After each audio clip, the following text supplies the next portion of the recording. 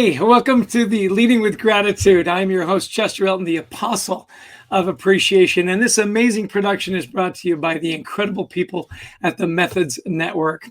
Well, you know what? I always say, give us 30 minutes. We'll give you information, inspiration, and the insights and methods and tools for you to build your own culture of gratitude.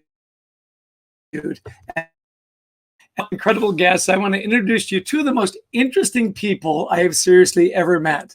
They are the accidental uncertainty experts, Erik and Emily Orton. Let me give you a quick bio on both of them, and then we'll get to it. But Erik first. Erik writes plays and musicals and books. He won an Emmy Award, a Telly Award, and a Cine Golden Eagle Award. He's directed and produced events at Radio City Music Hall, one of my favorite venues, off-Broadway and regionally throughout the U.S. Check this out. He managed Broadway shows and tours including Wicked, the 25th annual Putnam County Spelling Bee, which is hilarious, Les Miserables, The Phantom of the Opera, Fosse, and many others. In 2018, he achieved a lifetime goal of climbing El Capitan. He enjoys rock climbing, sailing, surfing, scuba diving, writing, and one of my favorites, flying kites. He loves thinking and speaking about living deliberately. He's the good-looking guy in the blue sweater on the left. Wave to the crowd there, Erik. Hello, hello. Emily, his delightful wife, is not an adrenaline junkie. She is quick to point out. She's just curious. A former English teacher turned homeschool mom. She's an avid journal keeper and blogger. Her writing is featured in Dare, Dream, Do. Remarkable Things Happen When You Dare to Dream by Whitney Johnson, a good friend of ours. Emily speaks and writes about living with purpose. Emily's curiosity has let her become a sailor, a scuba diver, rock climber, world traveler, and most recently, a surfer. We'll probably get to that. She explores the world inner and outer with her husband, Erik, and their 5 children. They are the co-authors of the amazing book, 7 at Sea. Here's my pre-press copy. You should all get a copy, available on Amazon. Well, that was a mouthful and doesn't even come close to explaining how amazing this couple is. Welcome to the Leading with Gratitude show, and we want to talk about turning worry into wonder. So thank you so much for being on the show. Thanks for having us. We're so happy to be with you today. Yeah, thanks, Chester. It's good to be here. So, Erik, talk to us a little bit about behind the book, the story behind the book. Why would you take 5 kids and yourself, so 7 people, to sea for a year? How does that happen? Well, it started out innocently enough. Sorry, you'll have to forgive the sirens going by. That's the 3rd since you started doing the intro. I don't know if you guys can hear those or not. But our healthcare workers are hard at work here in New York City, so we support them. So to your question, I had produced an off-Broadway show. It was a big risk for me. I was stepping out. It was just as our 4th child, our son, was being born. And it was a complete flop, unfortunately. Beautiful show, financial failure. Exactly. Yeah. So it took the financial wind out of our sails, and I was trying to figure out which way was up. I got a temp job downtown in the financial district as we were sorting ourselves out, and there happened to be a sailing school right downstairs. And I never really thought of myself as a sailor, but I kept talking to Emily about it, and she kept encouraging me. And finally, I got up the nerve to step into the sailing school and ask them what it was all about, and they could not have been nicer. And the one trick was that they said, because you work nights, the job I had was nights, and I wasn't really available on weekends. They said, to create a class for your schedule, we need 4 people. And the only people that I could get to take this class with me were Emily and our 2 oldest daughters, who were how old at the time? 9 and 11. 9 and 11. Really, like out of 8.5 million people, it was down to us. So the four Ortons, we took the class. The main thing we learned was that we all got seasick, but we passed. And from there, Emily and I, we kept taking classes. We took a trip to the Caribbean for a week where we sailed bigger boats in bigger water, and we found a little certified. Yeah, we certified, and we found a little place nearby in New Rochelle where we could take these little day sailor boats out with all of our kids, and we'd go out once a week and we would just sail. And finally, I said to Emily, I said, I think our family on a boat would be enough universe for me. Really? And she thought that was pretty dang romantic. And she stuffed down all her fears, and she said, well, when would you want to go? And that's when I said, I want to go before our kids start to leave home. We have this one window of time that will never come again. So let's try and do it before Karina graduates and goes to college. And that's when we went to work and we started to window shop for sailboats and save and one thing led to another, and we found ourselves living on a sailboat in the Caribbean. I think I know Erik said beforehand he thought the 7 of us on a sailboat would be enough universe for him. But I think everyone in quarantine with their families right now knows that that's not what he discovered was the reality once we actually all got on a boat. So we had to develop a lot of coping strategies because a family is a big adventure, and being together all the time is not easy. Yeah, that's the nutshell version. That's why I really wanted to have you on the show. Yeah, I wanted to have you on the show because now with COVID-19 and everybody sheltering in place, you had your whole family in this very confined space, traveling the world. And by the way, we want to welcome to the show folks from Texas, Dubai, India, Georgia, and Lebanon. So we've got an international viewing audience here. Wow. Talk to us about, and Emily, I want this specifically for you to talk about, you talked about when you were on the boat, because you've got to homeschool your kids. The whole world doesn't stop. Kids have still got to learn, and you've got to feed them, and everybody's got to get along. You talked about you had to be emotionally resilient. Talk about that. I think there are a lot of people out there now that need some emotional resiliency. Talk about how you develop that on the boat. Well, when we first got to the boat, I'll just skip ahead in the story. We had the biggest dreamer's remorse. Things did not go the way we expected. We weren't able to just get a bunch of groceries and head out on our journey. We got stuck. And I think a lot of us are feeling stuck right now. And all day, every day, Erik and I were troubleshooting. Everything felt so high stakes, and we were considering the costs and just frazzled at the end of each day. And our kids said, we came on this trip to be together, and that's not really happened. When is that actually going to start? And it was good for them to hold our feet to the coals a little bit. And we realized we cannot live in crisis mode. Even though a crisis is happening, this is a marathon, and we have to set some boundaries on it so that we can regain some of that emotional resilience. You can only run off adrenaline for so long. And so we stopped by first actually saying, what makes your day successful, and establishing some routines that were built around that. And like you always say, Chester, in your wonderful book about gratitude,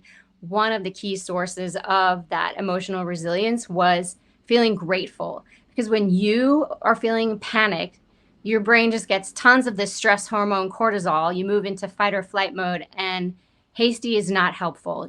That is not where you make your best decisions. You have to come to a place of calm in your mind and heart before you're able to be using that, prefrontal cortex and making well-considered decisions. So for us, one of the things that really helped was a gratitude practice and just coming back to it on purpose. That's wonderful. Let me ask you a little bit too, because you had to homeschool your kids obviously during that year, and a lot of people are homeschooling right now. What are some of the lessons you learned about schooling on the boat? Well, for us, it kind of happened in reverse. We started homeschooling before we moved aboard the boat, and that's kind of what gave us even the idea that we could have the autonomy to separate from everybody else's schedule and make decisions just for our family.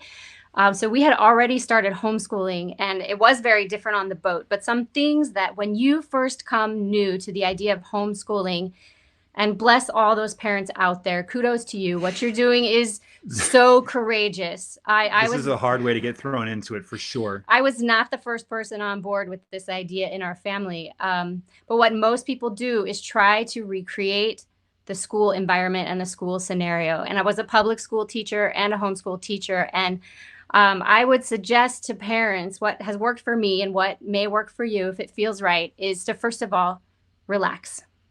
Just take a breath. Again, moving from a place of calm. There's not going to be an emergency.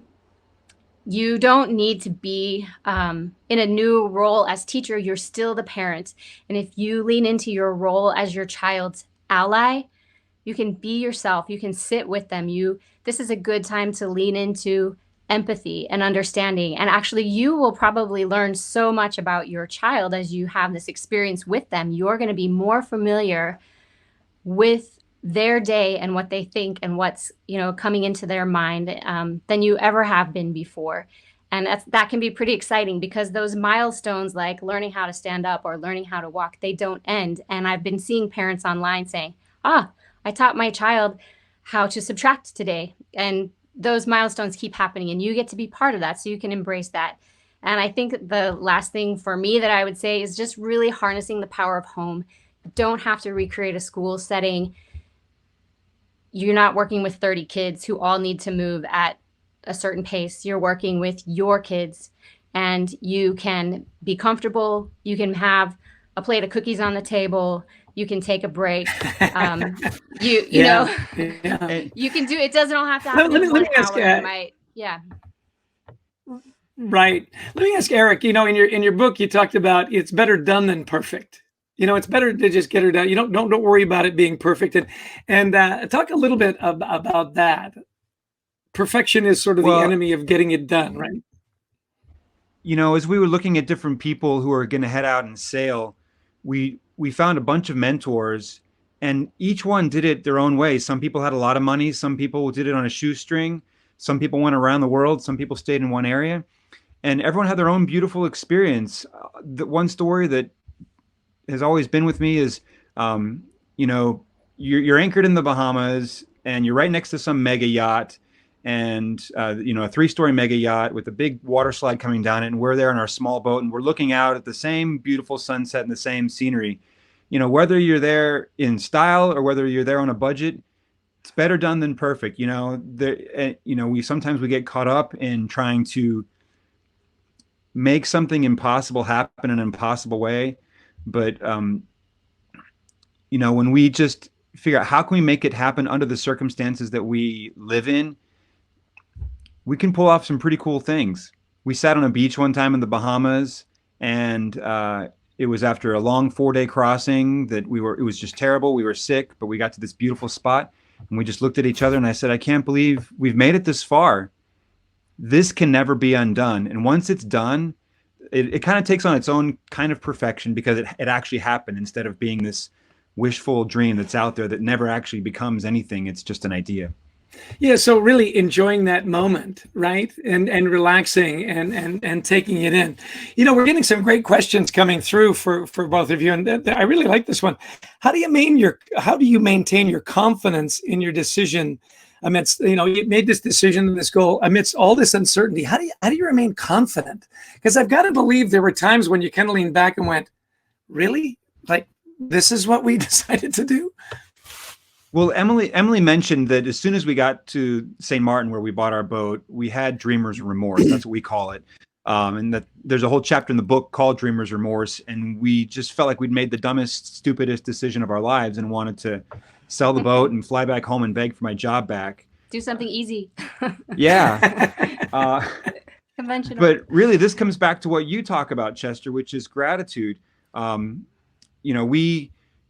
One of the things that helped tip the scales for us is we looked at all the things that could go wrong, and we looked at all the things that could go right. And as we weighed the likelihood of our worst case scenarios versus the possibilities of what might blossom in this uncertainty, the scales soundly tipped in favor of doing this.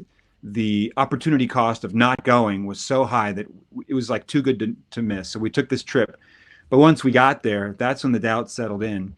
And we had to take stock of all the things that were going right, so that we didn't abandon ship. And that's what you teach, Chester, which is gratitude. Once we acknowledged all the things that were going right, we realized this is worth it. We need to stay the course.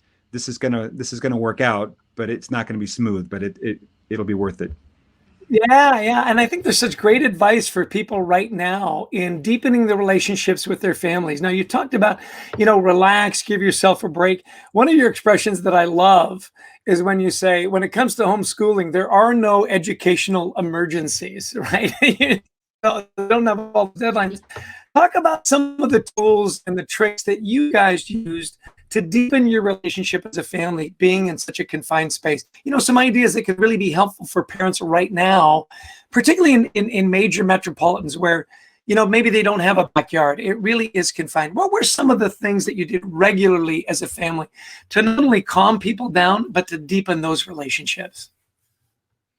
Thanks for asking, Chester. That was one of the things that actually surprised me the most when we moved on the sailboat. The whole experience we thought was designed to strengthen our family relationships. But once we got out there, even though we'd gone to these extremes, we realized, nope, we still have to do the everyday little small thing of claiming time for our family, setting aside that time in the evening, making sure we're all going to sit around the table together for dinner. We realized that just because we were close, and our boat was 38 feet by, I think, 21 feet, it was a pretty small space. Just because we were close to each other did not mean that we were connected. It did not mean that I knew what was, any number of the kids were thinking about or how they were feeling. And I would have to call them in one-on-one and make sure I still spent that time. We have to gather up as a family. And Erik actually started doing this thing. It's very effective, very easy. We would just take maybe 1 minute, because there were 7 of us, and each person would look in every other person's eyeballs, and just to have that moment where we actually looked into each other's eyes. That was one of the things that really helped us stay connected, was just claiming our daily family time and making sure we looked in each other's eyeballs and setting aside the time to have some one-on-one conversation. That it totally surprised me that we would have to do that, but I think you just have to. I love that idea of just a 1 minute, looking into each other's eyes. So, Erik, expand on that a little bit. Did you learn that from directing plays and whatnot, that you had to have that connection? I'm curious, where did that come from? I can't, maybe it came from the theater. There's a lot of, being on stage, it's a lot about just being present and listening. And when performing is about paying attention to what the other people are doing as you share a space. And there's no way to make it work without listening and paying attention and connecting. And I was going to add, one thing that we do that helps us connect is we share pictures every week. We do a thing called Weekend Pictures, where now that kids have phones, they throw their pictures up on the screen, and we go from youngest to oldest, and every kid gets to share pictures that they took that week, screen captures that they took of their favorite memes, or they share their favorite YouTube videos. And we just have the funnest time looking at pictures. And right now it might seem sort of antithetical. Nobody's leaving, so what are they going to take pictures of? This is a great time to review pictures that you already have and revisit those memories and let them grow deeper and richer in value, because they were hard-earned, and now is the time to really enjoy them. I love that. In our team, what we do is we have hashtag Find Your Gratitude, which, is a big part of our show. And I've committed to post a photo every day, just something simple that you're grateful for. Isn't it remarkable how just simple little things like that, gazing into each other's eyes, posting, something that's important to you, and then, of course, taking the time to discuss that. We got a question here. He says, turning worry into wonder is easier said than done. I mean, people really are worried. So how do you push that worry aside and turn it into wonder? And Emily, I want to ask you about this one, because you can say, oh, turn worry into wonder. You go, oh, gee, that sounds great. Okay, how do you do that? How do you push that worry aside? Yeah. We sell a little magic wand on our website that you can get that does that for you. Worth every penny, I'm sure. I agree. I think it is not easy. And it's something, it's kind of like meditation, where it takes effort, it takes practice, it takes a deliberate, concentrated desire. And I was a world-class worrier. I came from Warriors. And I did read a little from Dale Carnegie's book, How to Stop Worrying and Start Living. I never made it past the first chapter because I learned so much right there that I just had to put into practice. And so it's helpful to definitely be responsible and think about the things that could go wrong and try to have contingency plans. But it's not honest to just spend all your time dwelling in what could go wrong, because most of that stuff never happens. And we have a lot more power when we harness our imagination to think about what could go right. For me, I can't just think about it. I don't just suddenly change my attitude. I will literally write it down. One of the practices we do along with that is turning our excuses into reasons. So we had this excuse not to go on a sailboat. We had lots of excuses. We didn't have the money. I was afraid of deep water. We have 5 kids, 1 with special needs. 2 of them didn't know how to swim. And we turned those You make us sound irresponsible. we turned those into reasons, and it was a challenging practice to actually say, what if we said our kids are the reason that we should go?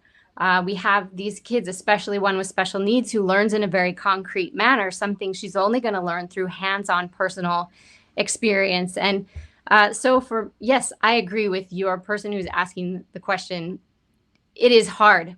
It's hard, and it's worth the effort. Yeah. So when I realized that I can actually live with peace instead of with panic, I'm going to put in the effort that it takes to get to that peaceful place, because this is same for business. It allows you to be a better leader, which is what we are as parents in our family. And we're teaching our kids, we don't have to operate from a panic mode. We can acknowledge the fear, and we don't have to let fear make the decisions. So, I love that expression of turn excuses into reasons, because it is so easy to talk yourself out of something, and Erik, you talk about being irresponsible, kids that don't know how to swim and whatnot. I grew up in a family of 5 boys, and the way my dad mitigated that, he said, you go ahead and do as many stupid things as you want, because he took out huge insurance policies on all of us. So he figured if anything bad happened, there was a bonus in there for him. Talk to me a little bit about the journaling. I like your dad's style. Yeah, he was a happy guy. Yeah, sure, go sailing, go surfing. My point is you talk about turning excuses into reason, and I loved your idea about journaling, about writing it down. Did you find that the writing it down part brought you some peace? And we've got a couple of minutes left here, so we're going to speed things up. Talk to me about that journaling. Why was that important to you, Erik? Well, I'll just say both journal. So journaling is the only, because my mind will just spin and spin and spin. But journaling helps me actually kind of grab those ideas and wrestle them to the ground. And that clarity is so helpful for me. And I try to journal every day, and I keep track of how many words I journal. And that process is just a way of taking ideas and making them concrete. And I think, to me, it's amazing that how often just writing it down helps bring things into reality. I think it's such a beautiful process that not only brings us peace, but it helps us pull off the things that we're trying to make happen.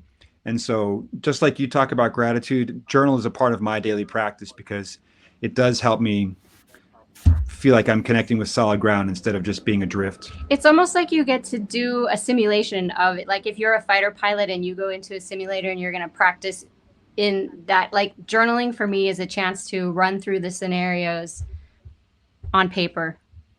Yeah. Well, that's excellent. Well, it's really interesting. I want to ask you a question about, we've got our campaign, #FindYourGratitude. So where did you find your gratitude today? We'll start with Emily first and then Erik. I know the day is only half over. So where did you find your gratitude this morning? Chester, I find gratitude in just the simplest things. And as our, ability to move around gets reduced, and, we have greater parameters and limitations on what we can and can't do each day. Like, I'm just grateful to be with almost everyone in my family. Our daughter comes out of quarantine tomorrow, our 20-year-old, and just that everyone's healthy. Like, just something so basic as that. I'm so grateful. Erik, you're up. I would say, like Emily indicated, our daughter Allison, she just came back from Tokyo 2 weeks ago. She's been in quarantine in Midtown at her friend's apartment, and today is her last day. And I'm really grateful that she's here, she's healthy, and she's going to come home to our snug little apartment tomorrow. Can't wait for us all, all 7 of us to be back together again. Yeah, 5 kids in one room. If you want to know how to do that, please give Emily and Erik a call. Well, okay, we got 5 minutes to go. We got 3 minutes to spend with you. So 3 things that you want people to take away. Especially, now with COVID and they're living on top of each other. You guys have incredible experience. Give me your 1, 2, 3 that you want people to take away from our show today. I'm going to say, like Emily indicated, ask yourself what could go right. Get the whole picture, not just the worst case scenario, but ask yourself what could go right and enjoy those responses. Consider turning your excuses into reasons. The things that hold us back can also be our strongest motivators. And the third, if I can just jump in here, is to let it emerge. Sometimes we try to solve problems before they're even at our doorstep. Let them get closer. Sometimes they solve themselves. sometimes the answers come along right with them, but let things emerge. Don't try to make it all happen at once. And if I could just add one bit of encouragement to all our courageous parents out there, if you put your relationship first and the schoolwork second, you will probably have an amazing experience. I love that. Put your kids first. Create great memories. I love your three. What can go right? Turn excuses into reasons and let it emerge, because everything is so fluid and so changing. Well, listen, you guys know this. We've known each other for a while now. You're two of my most favorite people.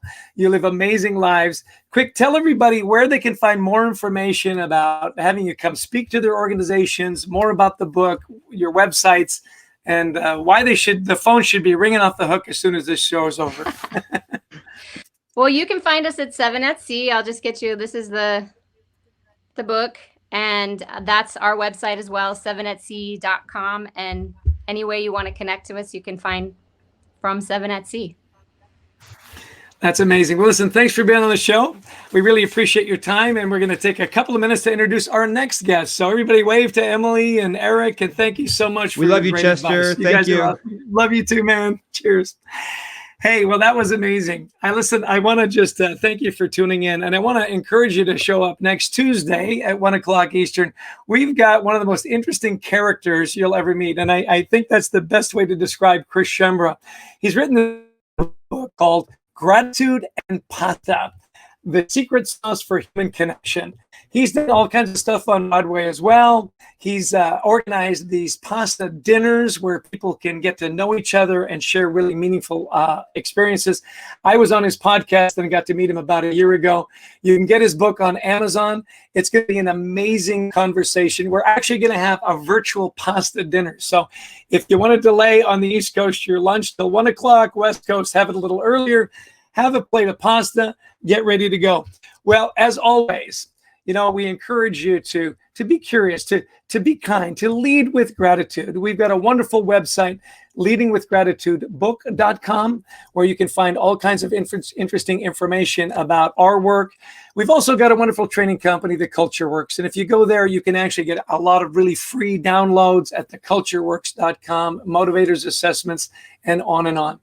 In this time where we're living on top of each other and things are getting a little crazy, I'd really encourage you to do three things. Be grateful, be kind, and take it home. Be grateful for the things that we do have, not worrying about the things we don't have. Be kind. Understand that everybody's having a tough time, especially now. And don't forget to take these wonderful gratitude practices home. I love what Erik and Emily said. Don't worry so much about the schoolwork. Worry about your kids. Embrace the moment. And if you join us and create a movement, it's hashtag Find Your Gratitude. Post a little picture, something that you were grateful for today. And I would be remiss if I didn't give a shout out to all the wonderful healthcare workers that are out there keeping us safe. Well, that's a muscle of appreciation to all you great folks out there. Lead with gratitude. Be kind, be grateful, take it home. See you next Tuesday with my great friend, Chris Schembra. The secret sauce for human connection, gratitude and pasta. You're going to love it. Don't miss it.